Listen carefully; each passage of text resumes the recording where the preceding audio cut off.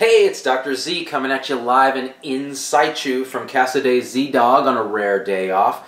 I'm just living the dream. Well, maybe the dream's living me. I was rudely awakened by my 2.5-year-old this morning with a sternal rub. She was like, "Daddy, are you alive? Are you okay?" I never should have taught her advanced cardiac life support. She had the paddles on my chest. I could feel them charging. My one chest hair was standing on end. I was like, no, I'm awake, I'll get your milk. And by the way, next time, use the synchronized setting on the defibrillator and start at 100 joules. The 360 burns. Of course, these days we have these fancy implantable cardiac defibrillators, or ICDs.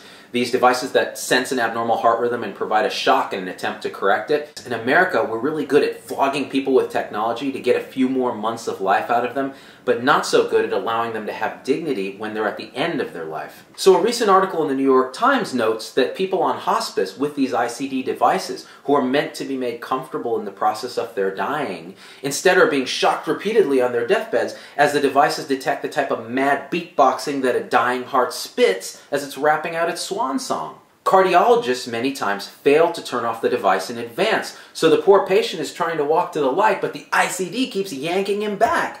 Not cool for the patient and not cool for the horrified family at the bedside. This is the same device that's keeping Darth Cheney alive. Oh yes, that's right, he's more machine now than man. Twisted and evil.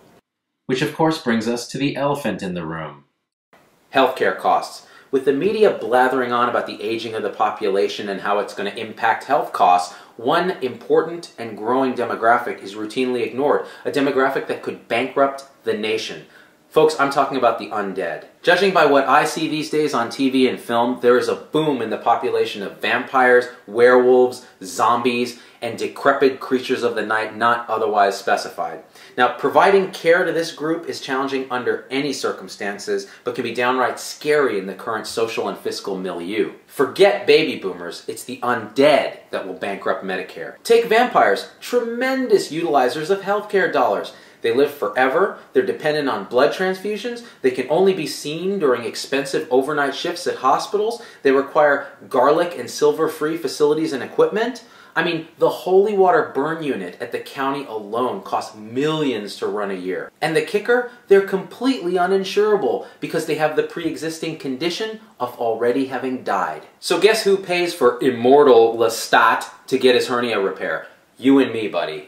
Then for physicians, there are the tricky diagnostic dilemmas that these undead patients pose. I mean, I myself often struggle with differentiating acute zombieism from your garden variety dementia. The moaning, the slow, shuffling gait, the incontinence, the tendency to bite loved ones, I mean, very tricky. One test that has been proposed is placing brains in front of the patient.